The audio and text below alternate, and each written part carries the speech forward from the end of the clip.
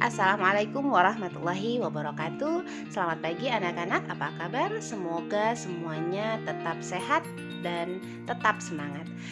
Pagi ini kita akan belajar IPA lagi bersama saya Ibu Gina Utari Elgani. Nah, sebelum belajar, mari kita membaca doa sebelum belajar terlebih dahulu. Berdoa selesai. Anak-anak, pernahkah kalian mengamati sebuah bangunan atau rumah? Nah, bangunan atau rumah yang kita tinggali pasti akan terdiri dari bagian-bagian tertentu. Contohnya atap, dinding, pintu, ada juga jendela dan lantai. Nah, bagian-bagian ini juga akan tersusun dari bagian-bagian yang lebih kecil. Misalnya jika kita amati dinding lebih dekat, dia akan tersusun dari batu bata yang disusun sangat rapi. Nah, demikian juga pada tubuh makhluk hidup.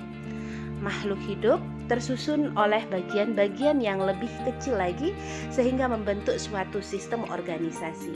Kali ini kita akan belajar tentang sistem organisasi kehidupan makhluk hidup bagian 1. Dengan tujuan pembelajaran kita yang pertama menjelaskan konsep sistem organisasi kehidupan, menjelaskan sel sebagai unit struktural dan fungsional kehidupan, membedakan sel prokariot dan eukariot, mengidentifikasi bagian-bagian sel, menjelaskan fungsi bagian-bagian sel, membedakan sel hewan dan sel tumbuhan, serta mengidentifikasi macam-macam jaringan pada tumbuhan dan hewan. Makhluk hidup tersusun atas unit-unit yang membentuk suatu tingkatan atau hierarki struktur yang dinamakan dengan hierarki biologi yang membentuk suatu sistem organisasi kehidupan.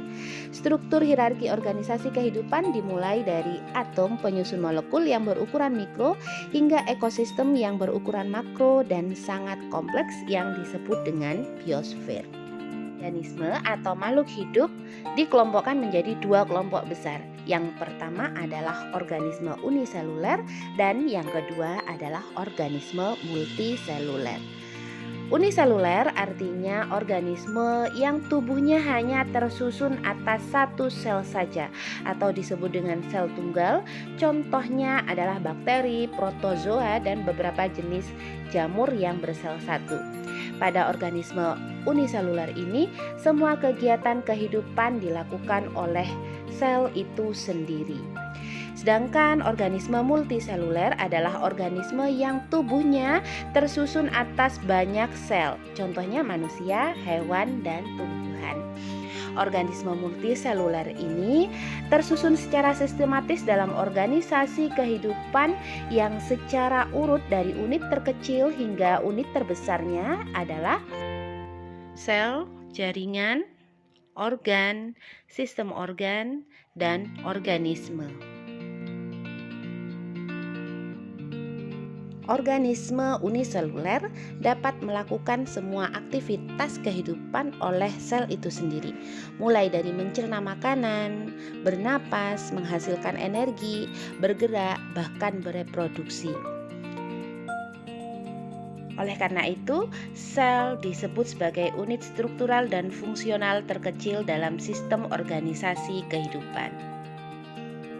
Istilah sel dalam bahasa Latin cella atau ruang berongga diberikan oleh seorang ilmuwan berkebangsaan Inggris yaitu Robert Hooke pada tahun 1665. Ia mengamati potongan tipis gabus dengan mikroskop majemuk sederhana. Gabus merupakan bagian dari sel tumbuhan. Gabus tersusun dari ruangan yang berbentuk seperti kotak dan membentuk struktur seperti sarang lebah. Hooke memberi nama ruangan tersebut sebagai sel. Berdasarkan ada tidaknya membran inti, sel dibedakan menjadi dua, yaitu sel prokariot dan sel eukariot. Berikut ini adalah gambar antara sel eukariot dan sel prokariot. Sel eukariot adalah sel yang sudah memiliki membran inti, sehingga nukleus dan nukleolusnya terlihat jelas. Sedangkan prokariot merupakan sel yang belum memiliki membran inti. sehingga bahan intinya tersebar di dalam sitoplasmanya dan tidak terlihat dengan jelas bagian inti dan bagian sitoplasma. Sel prokariot dapat ditemui pada bakteri dan ganggang hijau biru, yaitu anggota kingdom Monera. Sedangkan sel eukariot terdapat pada makhluk hidup bertingkat tinggi seperti manusia, hewan, dan tumbuhan. Sel berukuran sangat kecil sehingga kita membutuhkan mikroskop untuk mengamati bagian-bagiannya.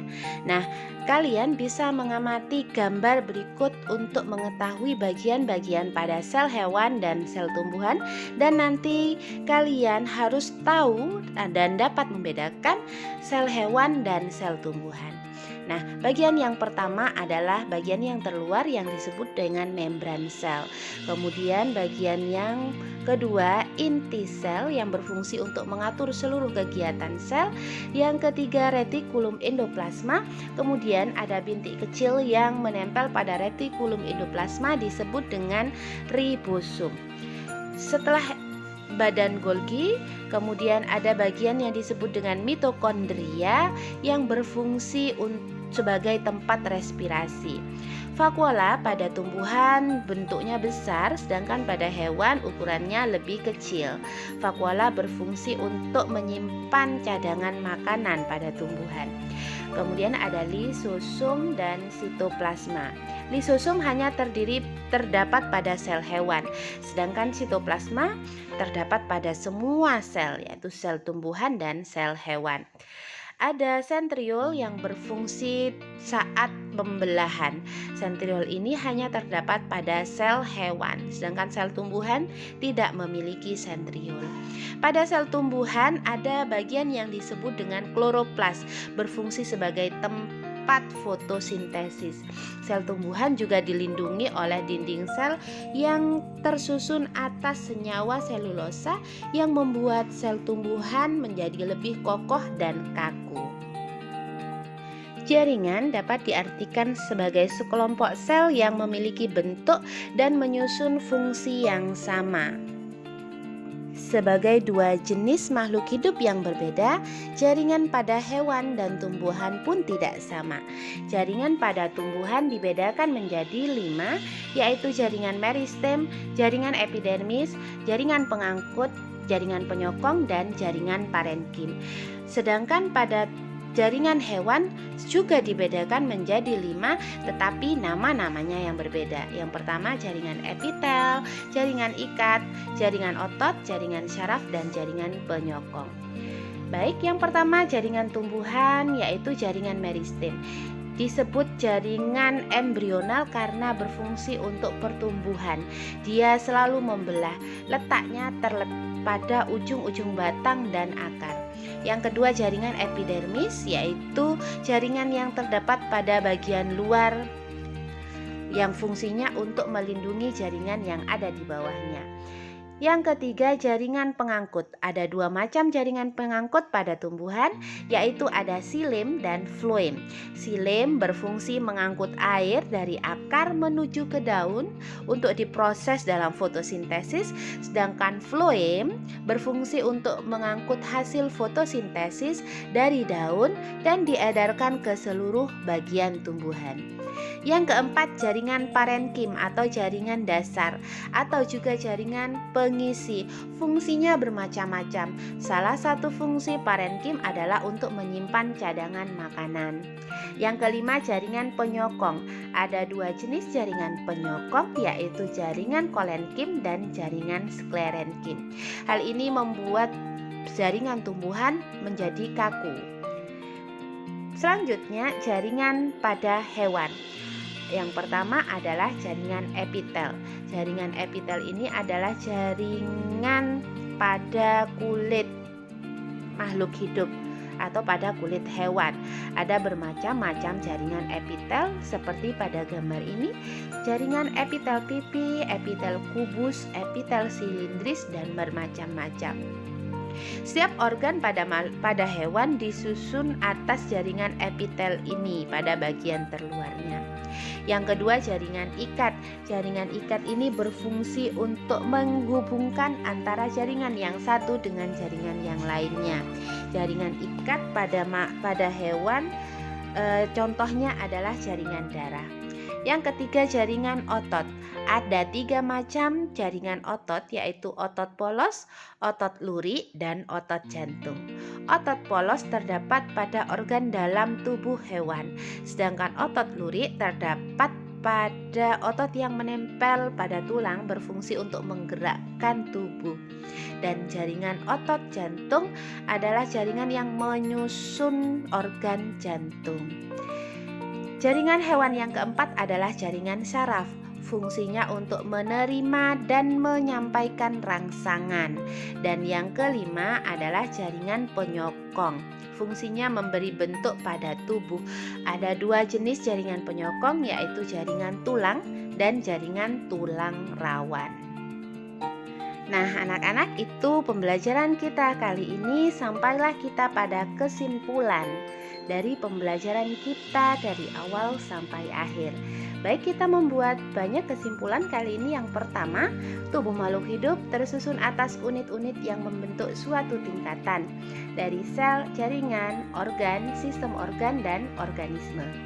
Yang kedua, sel merupakan bagian atau unit struktural dan fungsional terkecil dari makhluk hidup.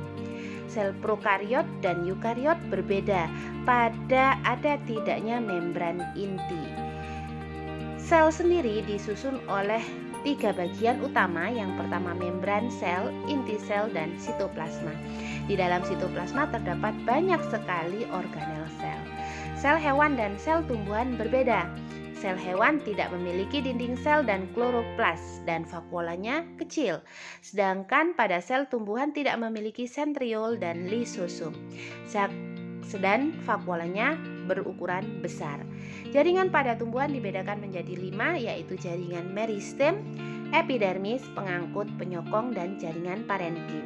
Sedangkan pada hewan juga ada 5, tapi namanya berbeda, yaitu jaringan epitel, jaringan otot, jaringan ikat, jaringan syaraf, dan jaringan penyokong atau tulang. Nah, selesai sudah pembelajaran kita hari ini. Ucapkan alhamdulillah. Terima kasih atas perhatian anak-anak semua. Jangan lupa tetap di rumah, tetap jaga kesehatan. Semoga kita dapat bertemu kembali pada pertemuan selanjutnya. Bu Guru akhiri, Assalamualaikum warahmatullahi wabarakatuh.